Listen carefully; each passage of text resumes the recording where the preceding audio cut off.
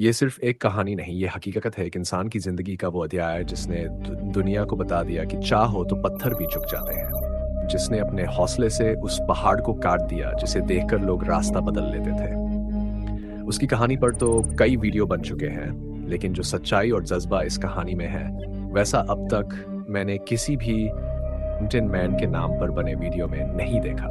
Bollywood golden frame कहानी की शुरुआत होती है बिहार की एक रोजमर्रा की जिंदगी से।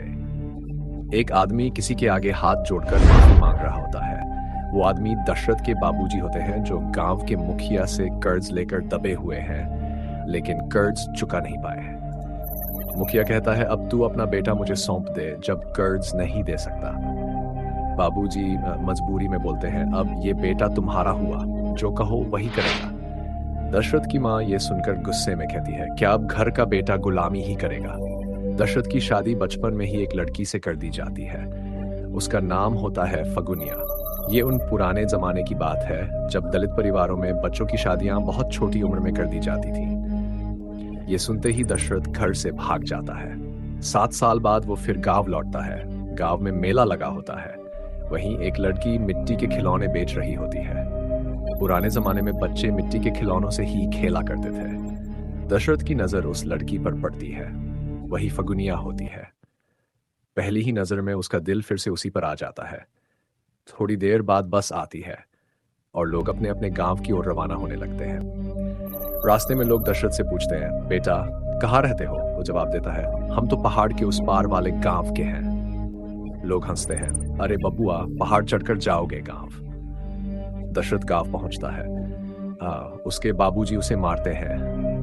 बचपन में भाग गया था, अब क्यों आया है। अब तक उसकी माँ की मौत हो चुकी होती है। लोग कहते हैं अब इसका गवना करा दो, शादी तो बचपन में हो ही गई थी। दशरथ अपने ससुराल दूंगा, नहीं तो किसी शहरी लड़के से कर दूंगा जो 200 रुपये देगा। उस जमाने में लोग बेटियों की शादी सिर्फ पैसे के लालच में बड़े घरों में कर देते थे। बाद में वही लोग बेटियों से नौकरानी जैसा काम कराते थे। फगुनिया ये सब जानती थी। जब दशरथ उससे मिलता है तो दोनों चुपचाप मेलों में झाड़ियों में मिलते रहते हैं। फगुनिया कहती है अगर पैसा देने की औकात नहीं है तो शादी मत करना, भगा कर ही ले जाओ। एक दिन फगुनिया के बाप उसकी शादी एक शराबी लड़के से कराने वाला होता है। उसी वक्त दशरथ पहुंचता है और फगुनिया को वहां से भगा ले जाता है। अब दोनों गांव में एक छोटी सी झोंपड़ी में रहने लगते हैं। दशरथ खेतों में मजदूरी करता है और फगुनिया मिट्टी के खिलौने बनाकर बेचती है। कुछ दिन बाद उनके घर एक बेटा जन्म लेता है। दशरथ और फगुनिया बहुत खुश होते हैं। वो कहते हैं अब तो हमारी जिंदगी पूरी हो गई। थोड़े दिन बाद फगुनिया फिर से गर्भवती हो जाती है। दशरथ कहता है जब बेटी होगी तो उसे मास्टरनी बनाएंगे और बेटे को डॉक्टर। हम दोनों मिलकर मेहनत करेंगे। दोनों हंसते हैं, सपने बुनते हैं। दूसरे दिन दशरथ पहाड़ के उस पार गेहूं काटने के लिए चला जाता है। इधर फगुनिया पानी भरने के लिए निकलती है। गांव में पानी लाने के लिए लोगों को पहाड़ चढ़कर जाना पड़ता था। फगुनिया गर्भवती थी, फिर भी रोज की तरह डोली लेकर पानी भरने चली जाती है। रास्ते में उसका पैर फिसल जाता है और वह गिर जाती है। उसका सारा शरीर खून से लथपथ हो जाता है। जैसे ही दशरथ को खबर मिलती है और वो पागलों की तरह भागता हुआ आता है, फगुनिया को अंधे पर उठाकर अस्पताल तक ले जाता है। डॉक्टर देखते हैं और कहते हैं अब बहुत देर हो चुकी है। फगुनिया की मौत होती है, लेकिन उसके पेट में पल रही बेटी जिंदा रहती है। डॉक्टर दशरथ को बताते हैं तुम्हारी पत्नी ही रही, लेकिन बेटी को है। फगुनिया की मौत के बाद दशरथ पूरी तरह से टूट जाते हैं। वो अस्पताल की बेंच पर बैठकर धीरे से बुदबुदाते हैं हम तुमसे इतना प्यार करते थे फगुनिया कि अब तुम्हारे बिना कुछ भी कह नहीं पा रहे। सीधे पहाड़ के सामने जाकर खड़े हो जाते हैं, आंखों में आंसू, दिल में आग। फिर गुस्से से चिल्लाते हैं तूने हमारी बीवी की जान ले ली है, अब हम तुझे चीर कर रख देंगे। दशरथ उसी दिन से छेनी और हथौड़ी लेकर पहाड़ को काटना शुरू कर देते हैं। उनकी जुबान पर हर चोट के साथ बस एक ही नारा होता है शानदार, जिंदाबाद, जबरदस्त।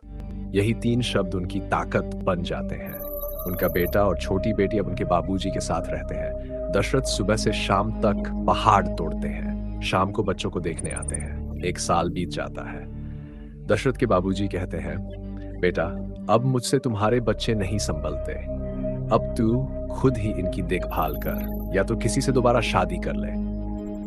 दशरथ बोलते हैं, फगुनिया ही आज भी हमारे दिल में बसी है। सबके लिए मर चुकी होगी, पर हमारे लिए तो वो अब भी जिंदा है। अब दशरथ एक उपाय सोचते हैं। गांव वालों से पूछते हैं, बैलगाड़ी में सामान भरकर पहाड़ के उस पार पहुंचने में कितना समय लगता है? एक दिन जाने का और एक दिन आने का। दशरथ कहते हैं, अगर मैं सामान ऊपर से सीधे पहुंचा दूं तो? लोग कहते हैं, तो जितना भाड़ा लगेगा सब तुझको मिलेगा।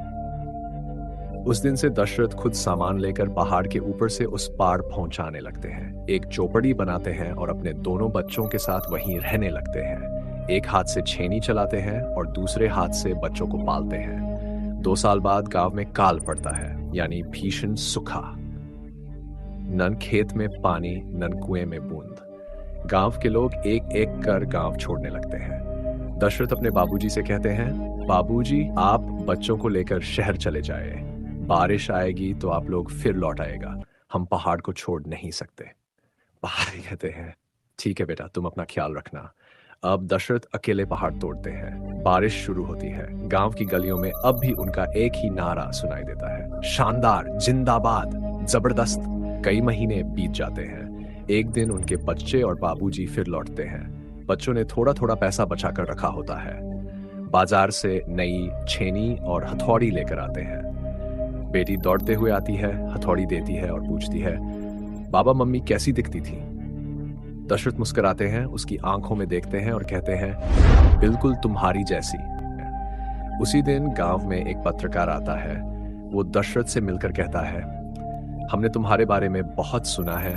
तुम 3 साल से पहाड़ तोड़ रहे हो। दशरथ बोलते हैं, हमारी फगुनिया की जान इसी पहाड़ ने ली है। अब हम इसे चीर देंगे ताकि कोई और फिर इस रास्ते में गिरकर ना मरे। गांव वालों के लिए रास्ता बने, यही हमारी फगुनिया की आखिरी ख्वाहिश थी। पत्रकार कहता है, मैं भी एक सच्चा पत्रकार बनना चाहता हूं। दशरथ जवाब देते हैं, सच्चा पत्रकार वो होता है जो अपने दिल की सुनता है, सच दिखाता है। कुछ दिन बाद वही पत्रकार फिर लौटता है। कहता है, हमने तुम्हारे बारे में अखबार में छाप दिया है, अब तुम्हारी एक तस्वीर चाहिए। दशरथ मुस्कुराते हैं और कहते हैं, शानदार, जबरदस्त, जिंदाबाद। फिर उनकी तस्वीर एक फिल्म की हीरोइन की तस्वीर के साथ छपती है। अब पूरा राज्य उन्हें जानने लगता है। इसी दौरान देश की प्रधानमंत्री इंदिरा गांधी एक सभा में आती हैं। पत्रकार उन्हें बताते हैं, एक आदमी पिछले 5 साल से पहाड़ काट रहा है अकेले, कोई सरकारी मदद नहीं मिली। इंदिरा गांधी दशरथ से मिलती है, वो तरफ उनके साथ तस्वीर खिंचवाती है और वहां से चली जाती है। कुछ दिन बाद गांव का मुखिया और कुछ अधिकारी आते हैं। कहते हैं, सरकार चाहती है कि जहां तुम पहाड़ काट रहे हो वहां सड़क बने, इसके लिए अंगूठे का निशान लगाना पड़ेगा। दशरथ को कुछ नहीं पता होता। वो सोचते हैं कि सरकार मदद कर रही है तो सही है, अंगूठा लगा देते हैं। असल में सरकार ने उस रास्ते के लिए 25 लाख रुपए की फंडिंग दी थी। लेकिन मुखिया और अधिकारी लोग मिलकर सारा पैसा खा जाते हैं। जब पत्रकार वापस लौटता है तो दशरथ से पूछता है, क्या तुम्हें कोई पैसा मिला? बस पहाड़ काट रहे हैं। पत्रकार अधिकारी के पास जाता है और पूछता है, पैसा कहाँ गया? अधिकारी, क्या पता, अंगूठा तो लगवा लिया है तुमने। दशरथ को जब ये सच्चाई पता चलती है तो वो गुस्से में फट पड़ते हैं। अब हम सीधे सरकार तक जाकर सब बताएंगे, जो हुआ अब चुप नहीं रहेंगे। वे खुद फैसला करते हैं कि अब दिल्ली जाकर अपनी बात रखनी होगी। लेकिन जब वे ट्रेन में चढ़ते हैं तो उनके पास ना टिकट होता है ना पैसे। टीटी आता है और उन्हें धक्का देकर नीचे उतार देता है। लोग हंसते हैं, लेकिन दशरथ का आत्मविश्वास अडिग होता है। वे जोर से कहते हैं, हमें दिल्ली जाने से कोई नहीं रोक सकता, चाहे मुझे पैदल ही क्यों ना जाना पड़े। बिहार से दिल्ली की दूरी हजारों किलोमीटर है। ये सुनने में जितना कठिन लगता है, दशरथ मांझी के लिए उतना ही बड़ा संकल्प था। वे नंगे पांव, बिना पैसे, बिना किसी सहारे के दिल्ली की ओर चल पड़ते हैं। जंगलों, मैदानों, रास्तों से गुजरते हुए दिन रात पैदल चलते हैं और अंततः दिल्ली पहुंच जाते हैं। वहां वे कई नेताओं से मिलते हैं। नेता लोग उनकी कहानी सुनकर अखबारों में फोटो खिंचवाते हैं, भाषणों में उनका नाम लेते हैं, लेकिन असल में कोई मदद नहीं करता। उनका उपयोग केवल अपने प्रचार के लिए किया जाता है। आखिरकार उन्हें दिल्ली से भी खाली हाथ लौटना पड़ता है, लेकिन वे टूटते नहीं, हारते नहीं। गांव लौटकर वे दोबारा काटने लगते हैं। पहले लोग हंसते थे या लेकिन अब वही लोग उनका साथ देने लगते हैं। पूरा गांव उनके पीछे खड़ा हो जाता है। दशरथ के हाथों के छाले अब सबके हाथों में दिखाई देने लगते हैं। दिन रात की मेहनत रंग लाती है और आखिरकार वो पहाड़ सचमुच कट जाता है। दशरथ मान जी के 2 बेटे थे। दोनों की शादी हो चुकी थी। एक दिन वे अकेले पहाड़ की ओर देखते हुए बैठते हैं और सोचते हैं, आज फगुनिया होती तो खुशी से नाचती और कहती तुम भी नाचो। वे मुस्कुरा देते हैं, लेकिन उनकी आंखें भीग जाती हैं। ये आंसू उनकी जीत के थे, उनकी मेहनत की पहचान थे। आज जहां कभी विशाल पहाड़ खड़ा था, वहां से एक लंबी चौड़ी सड़क निकलती है। वही रास्ता जो दशरथ ने अकेले छेनी हथौड़ी से बनाया था। अब गांव वालों को ना पहाड़ चढ़ना पड़ता है, ना जान का जोखिम उठाना पड़ता है और ना ही किसी फगुनिया को जान गंवानी पड़ती है।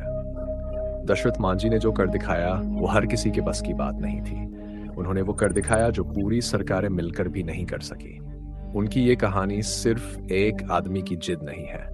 ये प्रेम की ताकत, हिम्मत की ऊंचाई और इंसान की हद से परे जज्बे की मिसाल है। अगर किसी में सच्चा प्यार हो और इरादा मजबूत हो तो पत्थर भी रास्ता बन जाते हैं। दशरथ मांझी को हमारा सलाम। उन्होंने दुनिया को दिखा दिया कि कोई भी रास्ता नामुमकिन नहीं होता। अगर आपको दशरथ मांझी की ये कहानी पसंद आई हो तो वीडियो को लाइक करें, चैनल को सब्सक्राइब करें और बेल आइकन दबाना ना भूलें। मिलते हैं अगली प्रेरणादायक कहानी में। तब तक के लिए धन्यवाद।